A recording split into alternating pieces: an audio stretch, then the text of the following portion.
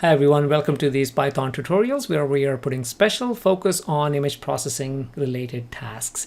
And we are in the middle of understanding various terminology as it relates to deep learning.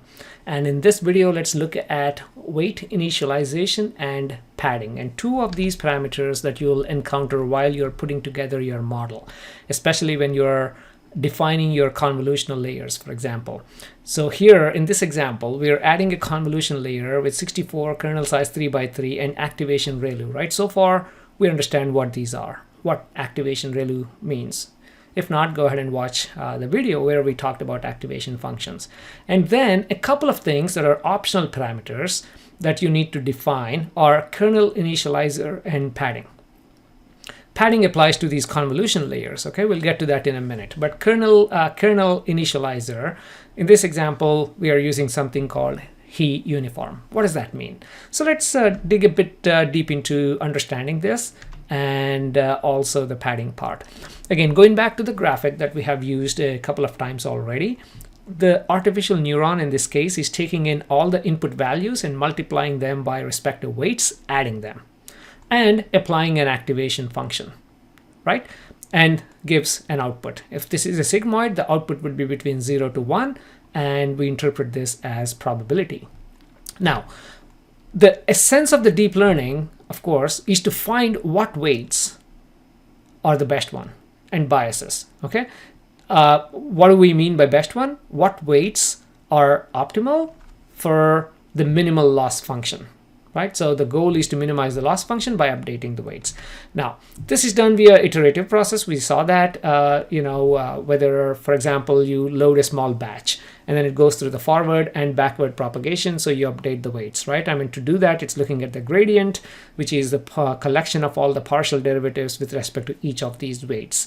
And then as the weights are updated, the outputs are updated. And as soon as you get a final prediction, you compare that with what the actual value is supposed to be.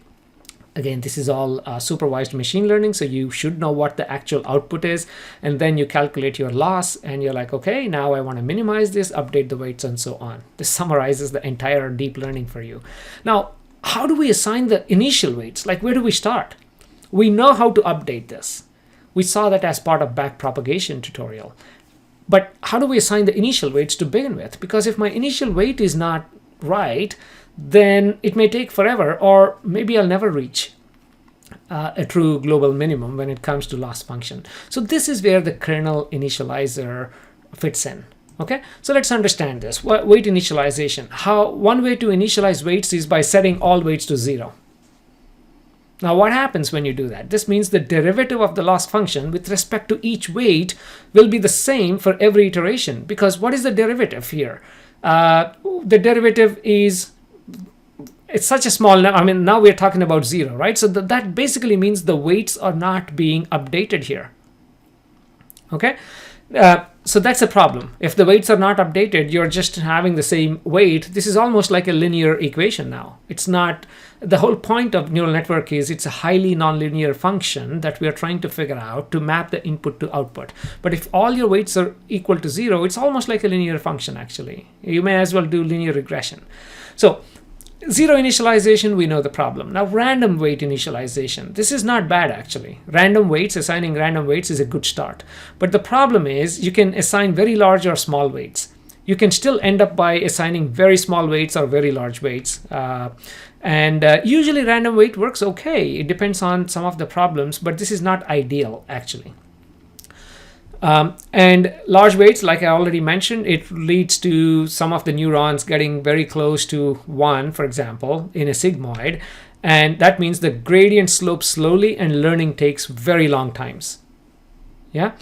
And if you have small values, it's exactly the same situation as above. Okay. At both extremes, you don't want to have a gradient to be very completely horizontal, completely shallow, because the learning gets infinitely small.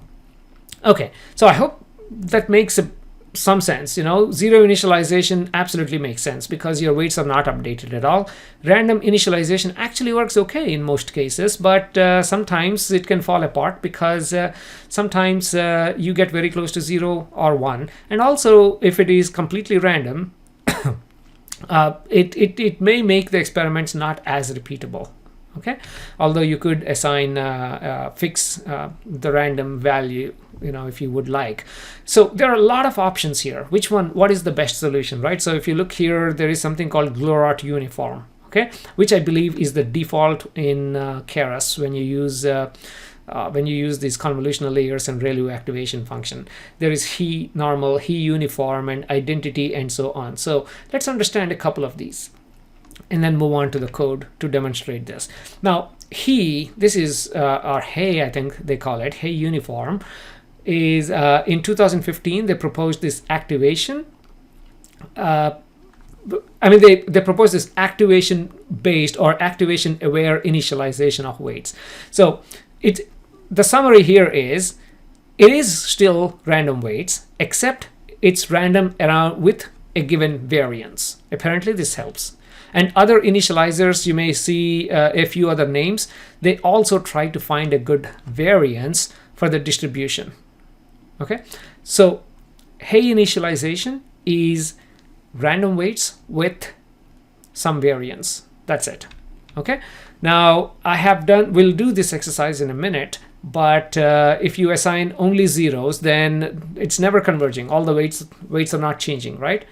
And random uniform is okay. It's not bad in this example. And hey uniform is ideal. It's supposed to be ideal in these cases. So let's jump into the code and see where we can change this. But before that, let's understand padding quickly. Okay, so this is applicable if you're working with convolutional layers. So what happens when you do convolutional layers? So if you have an image with certain pixel values, what is a convolution? You have a kernel, and you're multiplying this kernel with every value in here, and you're updating that, okay? The center kernel, in this case 42, with this new value, whatever that math results in. So here it's 394 when you do all the math. So it's -1 times 170, 245 times 0, and so on. It's 394. This is a convolution. Why am I saying this? Because when you apply a 3x3 kernel, when you do this, you see how I have no value up here, here, here, because when I do this, fit this kernel here to center this pixel, now I'm outside of this region, meaning I need to pad this image with some values outside of this so I can do some math in these areas. That's all it is. That's all padding is. So now if you have a stride equals to 1, now we are moving this one by one, right? So padding is basically, okay, I have my actual image. I'm actually padding. This is 0 padding in this example. So I'm adding 0 pixels all around it. So now I can put a kernel of 3x3 up here and still do some math to update the value of this pixel. So I'm not losing information here. That's all it is. And there are two primary options, same and valid, when you're defining your model. So same is it adds padding such a way that the output dimensions after the convolution is equal to input. This is what we are trying to do here. My output should be 256 by 256 even after this convolution operation. That's what same refers to. And padding equals to valid, which sounds like a weird name, but it does not add padding around the input, making the output dimensions differ from the input. That's all this is. Usually for convolution layers, I just use padding equals to same. Okay, and there's a good paper. I mean, you can read, again, pause the screen, or I'll try to leave a link down in the description. But this one actually talks a lot about different parameters that go as part of these networks. And this is a great example that shows you, okay, here you see you're applying a kernel and doing math here, and then moving this stride, I guess 2 in this example, and so on. And with padding, you're just adding this around it, and you're doing pretty much the same type of math, which we just explained. Okay, now max pooling, I just want to remind you about max pooling. Since we are talking about padding, max pooling is basically you have a kernel size, and then within that kernel you say what is the maximum value. In this area it's 121, so you have 121 here. In this 4 boxes you have 212, 212, and so on. So after the max pooling operation, your output is always smaller than the input. Always, because we are basically saying, hey, put a 2x2 kernel and then tell me what the maximum is and move by 2 because my stride is 2 here. That's all. I added this slide as a quick reminder, just so all the information is at one place. Now let's jump onto our code and quickly look at the initializers. And for that, I'm going to use a new example I haven't used before, which is working with CFAR10 dataset. I'll briefly explain this, but again, I don't want to make this a CFAR10 dataset classification tutorial. But again, as we are trying to understand all of these deep learning parameters, I'm introducing certain examples, so everything comes natural when we later on go back and revisit this. Okay, so let's go ahead and import. First of all, let's make sure our runtime is GPU, because this will take time. Yep. Let's go ahead and connect. So what we're trying to do here is work with 60,000 images, each 32 by 32 pixels, small images, but still 60,000 of those. And they're divided into 10 classes. And here are the classes: airplane, automobile, bird, cat, deer, dog, frog, horse, ship, and truck. And you can get your hands onto this data set. That's why I'm using this for now. So all you need to do is go ahead and import all of these. And CFAR10 is basically part of your keras.datasets.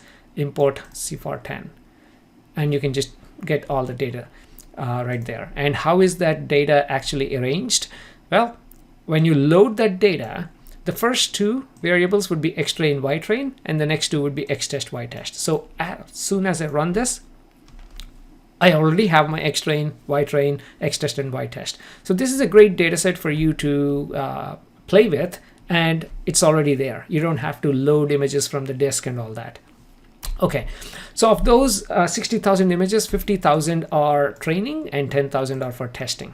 Okay, now let's go ahead and look at a few of these images.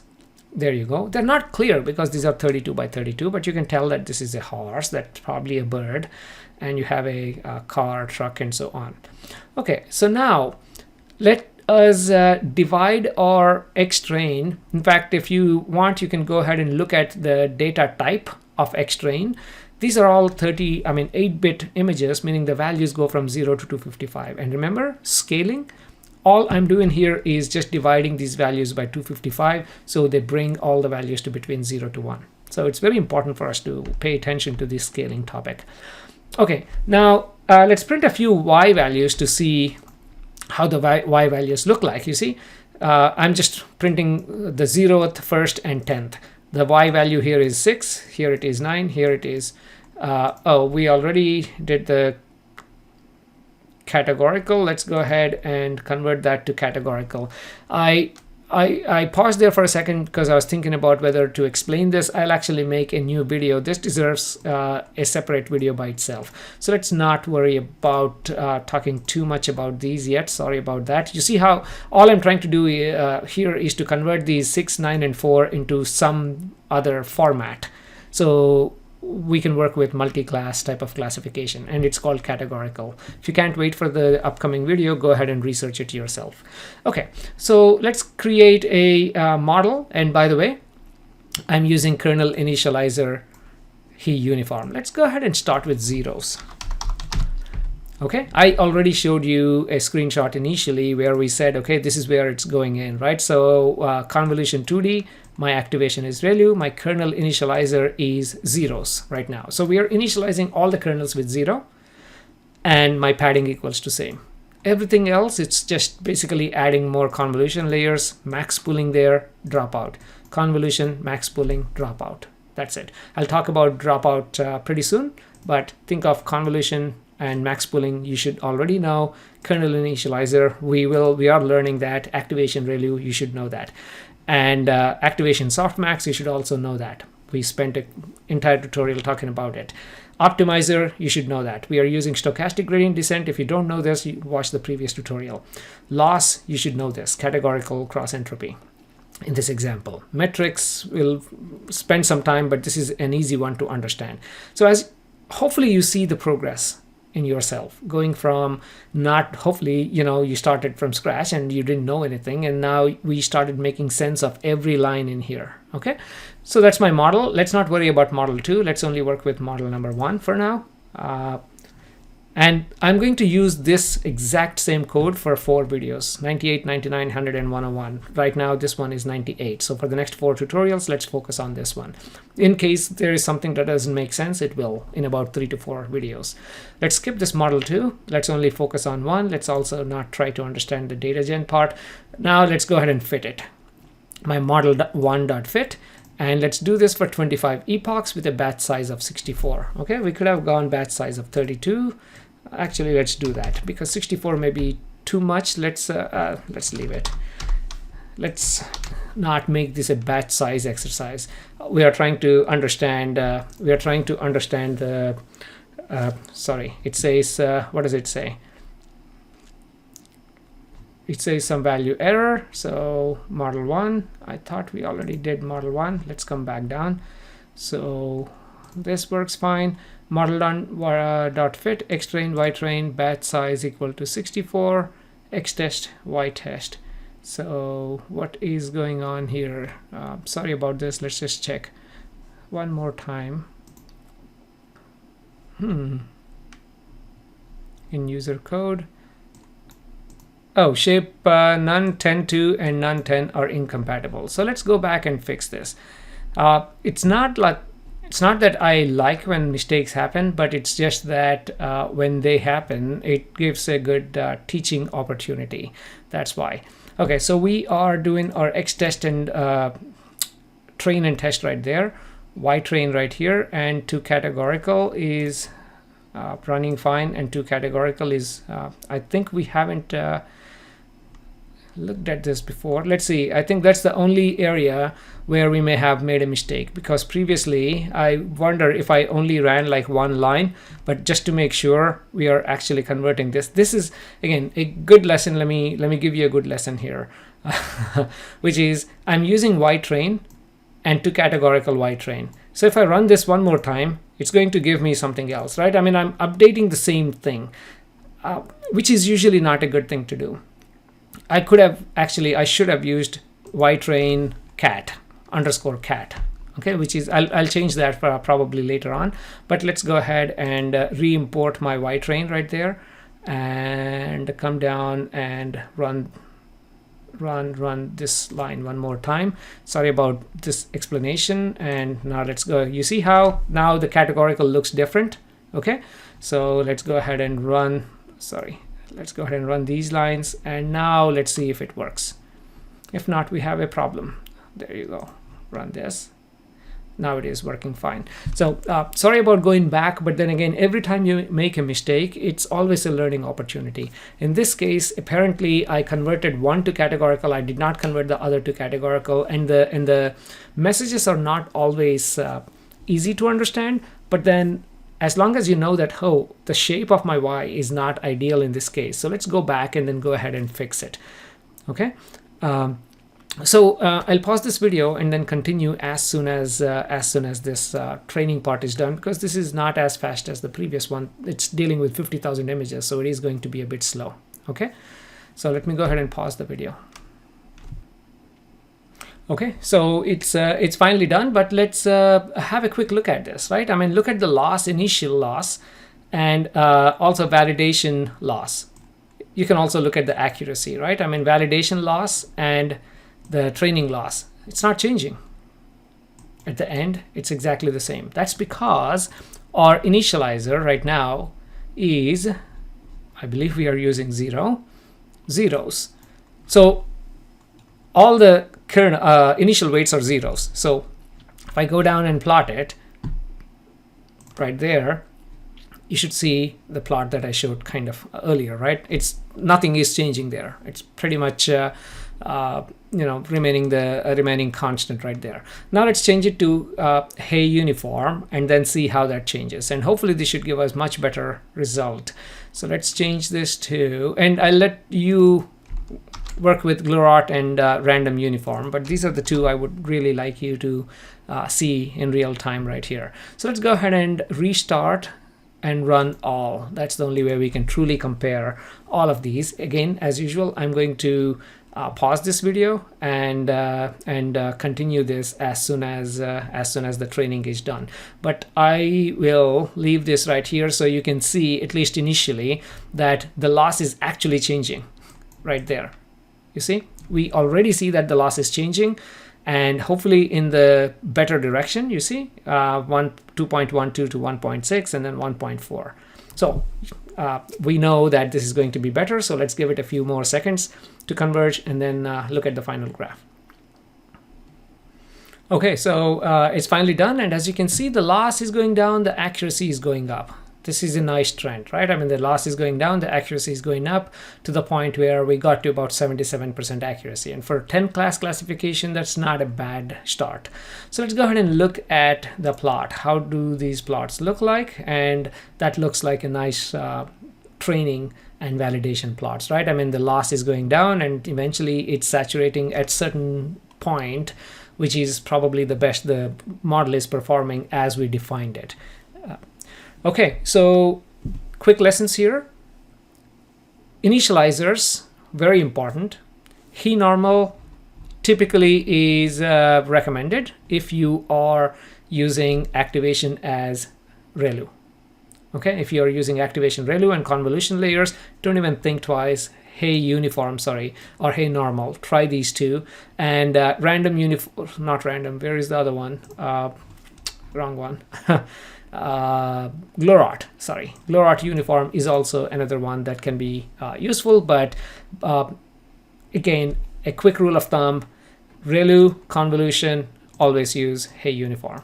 Okay, so at least now you have a good understanding of what kernel initializer is when you see the code. Okay, in the next tutorial, let's again try to understand a different term, and in fact, let's go ahead and look at dropout and batch normalization in the next video. So please subscribe again so you're notified whenever that gets uploaded. Thank you very much.